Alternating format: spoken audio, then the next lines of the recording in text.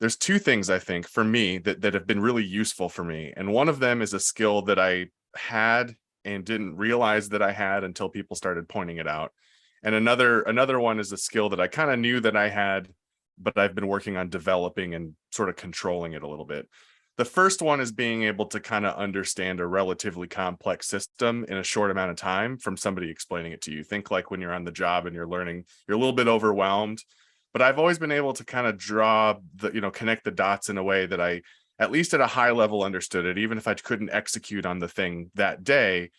But then being able to take that information and sort of explain that back doesn't mean I'm an expert on the thing or even have any experience doing it, but I can at least kind of parrot back the thing that what was shared with me.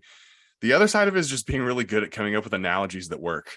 Like there's a part of me where I feel like my job is like analogy factory. Like I need to take this complex idea about what our software does and come up with an analogy that works for people to understand what it does. Because again, for your audience, and for I think a lot of chief evangelists out there, it's about explaining what your thing does and why it can help you. It's not as much about selling it or marketing. It is partially that, but especially at Creative Force, it's a new software. It's a new it's a new software that fills a gap in the tech stack for a lot of companies. But there's the industry that we sell it to is a little bit too immature to understand exactly what it is yet.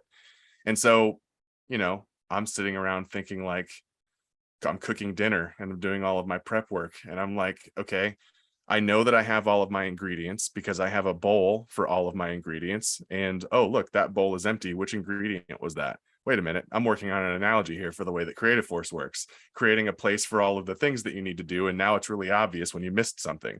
So being able to come up with analogies, and that's pretty closely related to the first thing that I said, which is being able to kind of just get a crash course in something and have a pretty high level understanding of how it works and what it does.